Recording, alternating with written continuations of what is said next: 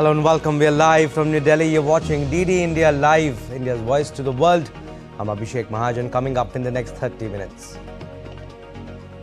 Tensions remain high in West Asia. Iran downplays Israel's retaliatory attacks. West calls for restraint. Spanish President Pedro Sanchez arrives in India today to hold delegation-level talks with Prime Minister Narendra Modi. Japan votes in a tight election. New Prime Minister's Ishiba's majority at stake. Ruling Dream Party claims victory in Georgia general elections. Opposition alleges voter manipulation.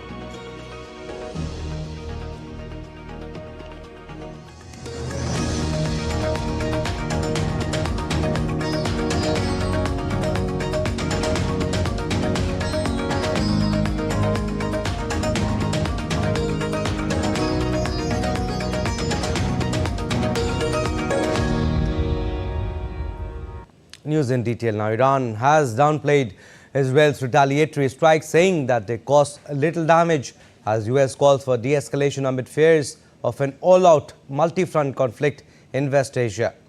The Israeli military said that its jets carried out 3 waves of strikes before on missile factories and other sites near Tehran and in western Iran on Saturday. However, the country's nuclear sites were not targeted in strikes which were in retaliation for Iran's October 1st attack on Israel. And the escalation adds to the already volatile situation in West Asia. DD India's Mihir Mekhuri has more.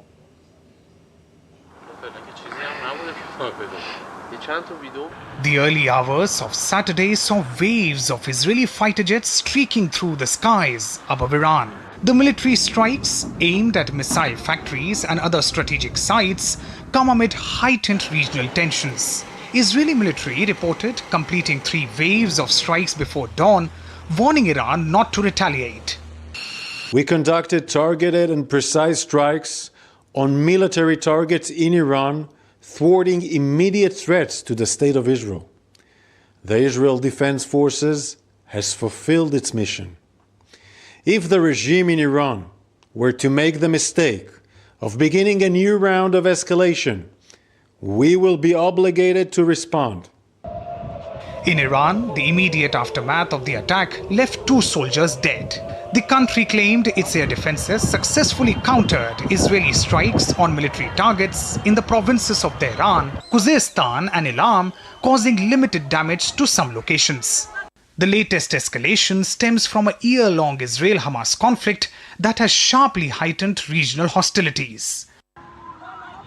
More recently, on October 1st, Iran launched 200 ballistic missiles at Israel, resulting in 1 casualty in the West Bank. With fears of a broader conflict looming, a US official confirmed Israel notified the US before its strikes, but emphasized no American involvement, calling it an attack of self-defense. White House spokesman Sean Savit urged Iran to halt attacks on Israel to prevent further escalation. UK Prime Minister Keir Starmer also urged Iran not to respond to Israeli strikes, urging all sides to show restraint. I am clear that Israel has the right to defend itself against Iranian aggression. I'm equally clear that we need to avoid further regional escalation and urge all sides to show restraint. Iran should not respond. On the other hand, West Asian countries, including Saudi Arabia, Iraq, the United Arab Emirates, and others condemned Israeli strikes. Adding to the complexity, the ongoing conflict in Lebanon between Israel and Hezbollah has raised temperatures further. Israel has intensified its campaign against Hezbollah by targeting the outfit's infrastructure. Now all eyes are fixed on how Iran responds to Israel in the coming days.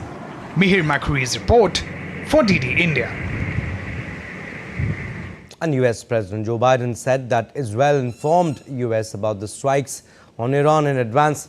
He also hoped that tensions wouldn't escalate further. I had a long reason we're a little late. I was on with the intelligence community for the last half hour, 3.5 hours. And it looks like they didn't hit anything other than military targets. My hope is this is the end. And calling for de-escalation in West Asia, U.S. Vice President Kamala Harris said that the country was working towards ending the conflict in the region. We maintain the importance of supporting Israel's right to defend itself, and we are also very adamant that we must see de-escalation in the region going forward, and that will be our focus. And updates now on U.S. presidential elections. With less than 2 weeks until polls, Trump and Kamala Harris campaign in Michigan searching for holdout votes, with Harris focused on abortion rights and Trump returning to his anti-immigrant campaign theme. Ahead of the rally, Harris met with women medical providers in Portage, Michigan, where she said the country was in a healthcare crisis following the 2022 ruling by the U.S. Supreme Court that ended women's right to abortion nationwide. Since the Dobbs decision came down 2 years ago, I do believe that we as a country have faced a healthcare crisis. And yes, it includes the concern that we have about people's access to abortion care and then the punishing of women, the criminalization of healthcare providers. But also we've seen clinics close around the country that provide all types of care, from PAPs to breast cancer screenings, HIV testing, and so much else, and just safe places for people to go. Former U.S. President Donald Trump also campaigned in Michigan, attacking Kamala Harris over her approach to immigration and border security while echoing several false claims. Trump also reiterated his commitment, if re-elected, to launching the largest deportation program in American history immediately upon taking the oath of office. And U.S. President Joe Biden encouraged voters to follow their gut when casting their ballots in the upcoming election, which he describes as the most important election of our lifetime, quote-unquote. Biden spoke at a Get Out the Vote event in Pittsburgh, where he arrived to support Democratic presidential candidate Kamala Harris. Rounding on former U.S. President Donald Trump, Biden described the Republican nominee as a loser. Do it for your kids. Do it for your family. Do it for your grandkids. Do it for your neighbors. Do it for people you know. People who need a helping hand. Donald Trump is a loser.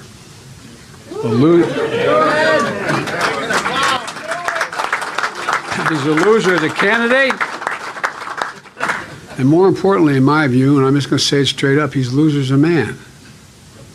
He's a loser as a man. We fought too hard for the gains we made, for the people we grew up with, the neighborhoods we come from. And I know who was standing next to me the last 4 years, Kamala Harris.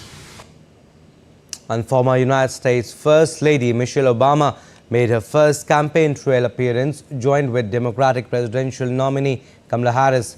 Michelle Obama called on people to support Kamala Harris in her campaign to become the first female president, warning that women's lives would be endangered if Donald Trump returned to power.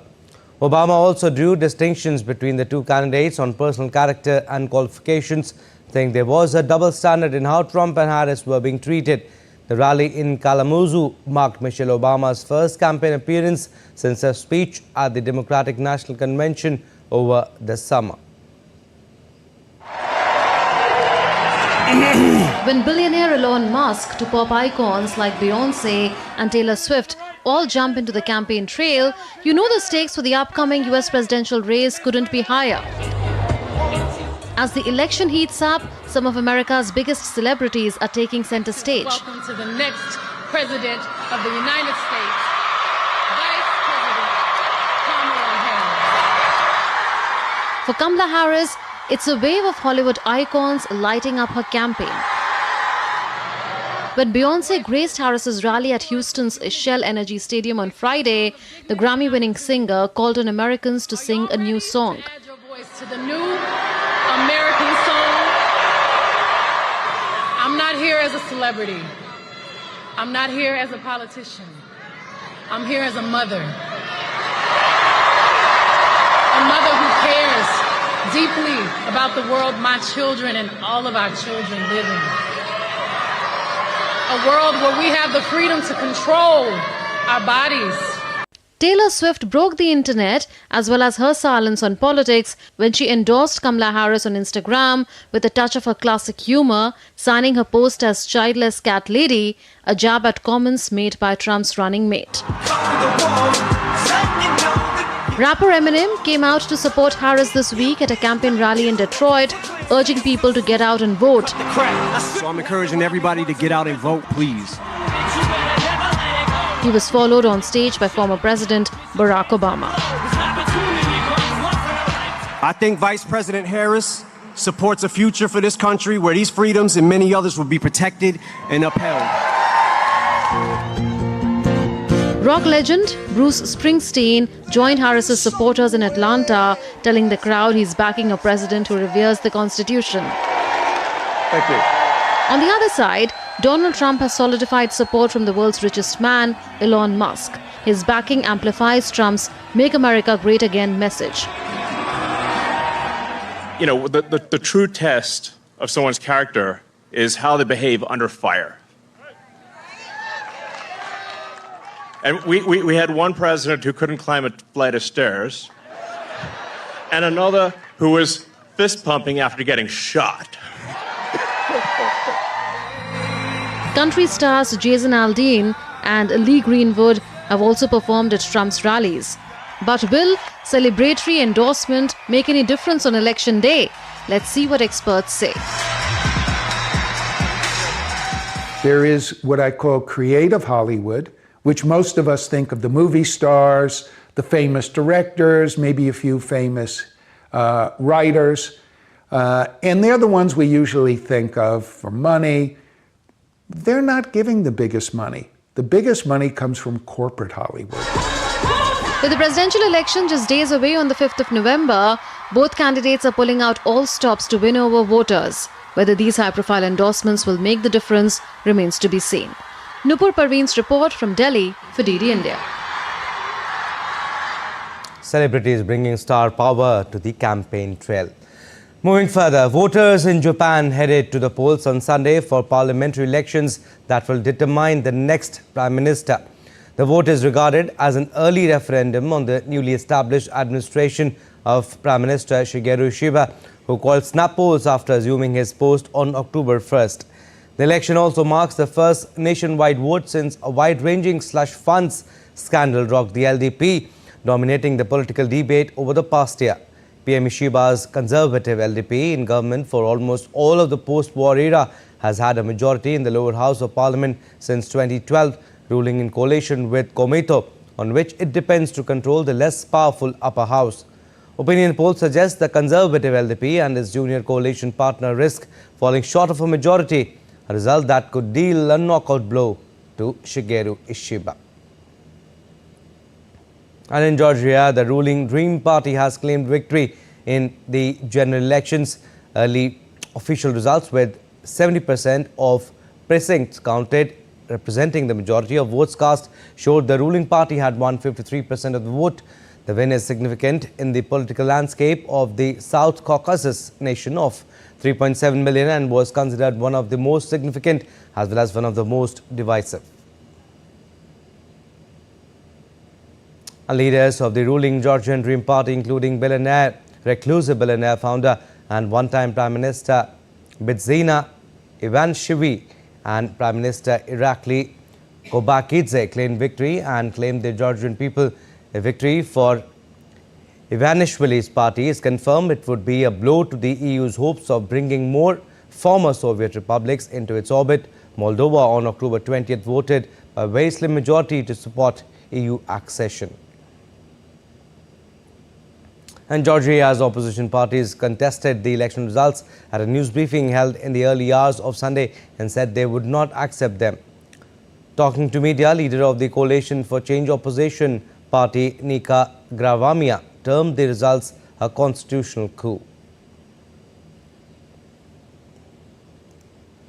And in Uruguay, all the preparations are done for the first round of general election to be held on Sunday. Ballot stations in the South American nation will open on Sunday at 7:30 a.m. local time, which is 10:30 GMT. Results expected after 9:30 p.m. locally. Uruguayans will vote for the next president, vice president and members of parliament, with polls showing a likely runoff needed. If no presidential candidate receives over 50% of the vote on Sunday, a second round will be held on November 24th. Still to come on this edition of DD India Live. India's Prime Minister Narendra Modi to share his thoughts in his monthly radio program Man Ki Baat today at 11 a.m. local time. An Indian men's junior team clinched bronze at Sultan of Johor Cup after beating New Zealand in penalty shootouts. And Barcelona thrashed Real Madrid 4-0 in a stunning victory in La Liga match held by Lewandowski double.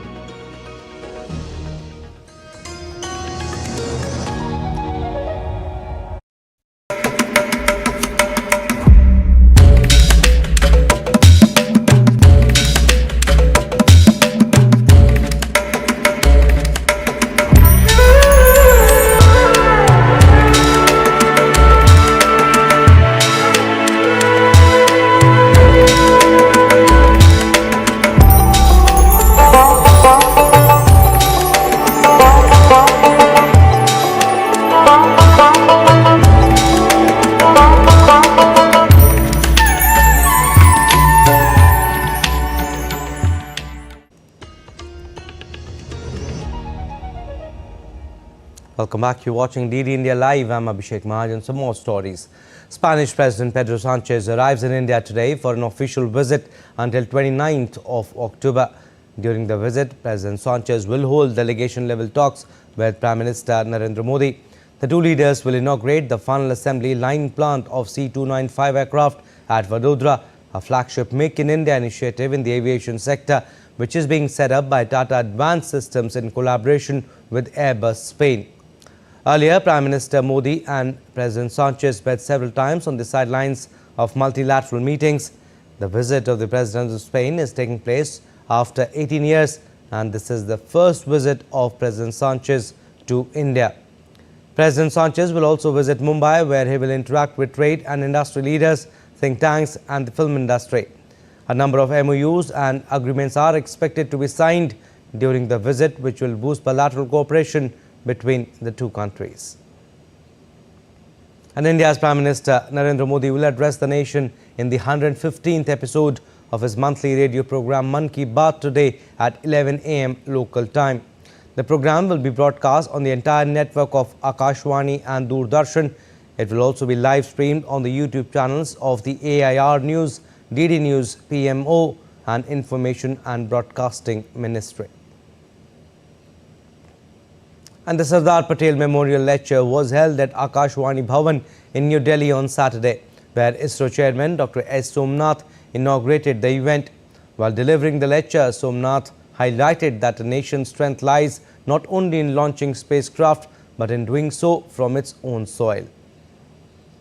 In the 1960s, we were launching small rockets to space while other nations were putting men on the moon. So you know the gap that existed between us and the other nations. And this gap that existed, we have bridged substantially over the last so many years, putting us as a leading spacefaring nation today, having ability to build our own rockets, build our own satellites and launch it from our own soil. It's not a mean achievement for a nation like India. And we have done, not only did so many launches, like hundreds of launches and almost hundreds of satellites that we have put in space. We not only did that, we also launched almost 400 plus satellites of other nations using our rockets from India, almost 34 countries. We did a lot of research activities in creating new technologies and innovations in space sector. And Prasar Bharati Chairman Navneet Sehgal honoured Sardar Vallabhbhai Patel's legacy, noting his role in shaping India's bureaucracy, now seen as the country's steel frame. Prasar Bharati CEO Gaurav Dwivedi and Akashvani Director General Dr. Pragya Paliwal Gaur were also in attendance. On this particular day, on the birth anniversary of Sardar Patel, today we stand India. We are there, as a geographical union, because of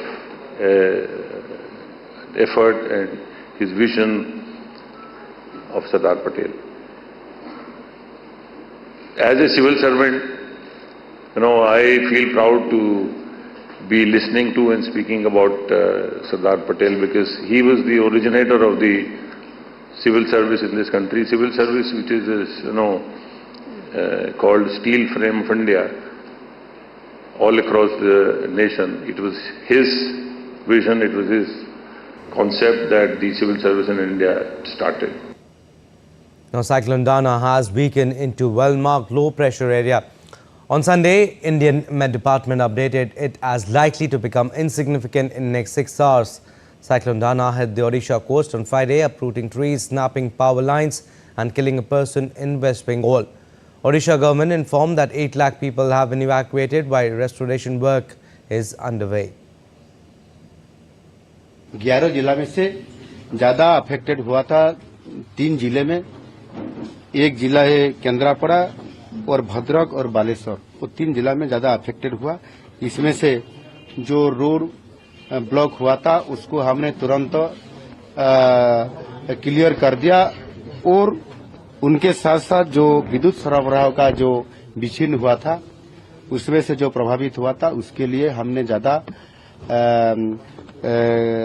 जो 3 जिला में, इसमें से केंद्रापड़ा में, इसमें से 95% जो उपभोक्ता लोगों का पावर कटअप हुआ था, पावर रेस्टोरेशन करते हुए हमने 95% लोगों को विद्युत हमने उनके सरबराह हमने कनेक्टिंग कर दिया। Now let's take a look at other stories making news today. Central Railway is launching 2 special trains from Mumbai to Gorakhpur for Diwali and Chhath Puja. These unreserved trains are added to manage holiday crowds. With this addition, the total train services now stand at 583. In Mumbai, women joined the Fearless Midnight Run, a campaign for safety and empowerment. Actor Milind Soman flagged off the event with participants running through city streets. The campaign aimed to reclaim safe spaces for women at night. And a native of Kerala, Thrissur Kachari, made 42 unique faces of creatures on a 200-year-old tree root. This intricate artwork showcases various animal expressions on a natural canvas. The impressive display has drawn local admiration for its creativity. All right, sports now. We'll start with hockey. The Indian men's junior team clinched the bronze medal at the Sultan of Johor Cup as they beat New Zealand 3-2 in the penalty shootout after the game ended in a 2-2 stalemate. Dilraj Singh opened the scoring for India while Manmeet Singh doubled the lead in the 20th minute. India stayed in control of the game but could not score another goal. New Zealand took advantage of this and rallied in the final quarter, with Owen Brown netting the first goal while John T. Elms scoring the equalizer. The game went into a tense shootout which was won by India 3-2 thanks to successful shots by Gurjot, Manmeet and Saurabh Anand and brilliant saves by keeper Bikramjit Singh. And India's Ministry of Youth Affairs and Sports has cleared the participation of wrestlers at the World Championships. The tournament will be held in Tirana, capital of Albania, from October 28th to 31st. The Indian contingent will leave for Tirana on Sunday. The wrestlers are now set to compete at the World Championships. Earlier, the wrestlers and their parents met Sports Minister Dr. Mansukh Mandavia in New Delhi following uncertainty over their participation. And America's Sophia Kenin defeated British number 1 Katie Boulter in straight sets to advance to the final of Pan Pacific Open. The 28-year-old Boulter lost 6-4, 6-4 in Tokyo in 1 hour and 30 minutes to the former world number 4. Kenin's season took off midway through the season with her first back-to-back wins coming in Rome, then the French Open and now in Tokyo. She will face top seed Zheng Qinwen of China in the final after the Olympic champion defeated 6th seed Diana Schneider from Russia. It is the second time Zheng has reached the final of the tournament. And in football, Barcelona's Robert Lewandowski scored a quick-fire second-half double to set the leaders on course for a 4-0 thrashing of Real Madrid in a stunning Clásico victory in La Liga on Saturday. Real were in control of the game from early on but became frustrated as they wasted several chances before Polish striker silenced the Bernbau crowd with 2 successive goals in the 54th and 56th minutes. Real tried to get back into the game, but Barca killed them off with 2 more goals. 17-year-old Lamine Yamal became the youngest Clasico scorer in the 77th minute, and captain Rafinha scored final goal in the 84th. With this victory, Barcelona extended their lead at the top of the points table. And before we close, we take you to the Cali in Colombia, where dancers perform salsa during the opening night of the 19th World Salsa Festival. It is a musical program called Que Viva la Música, which means long live music. The festival coincides with the UN Biodiversity Summit's 2 weeks of concerts in COP16 zone.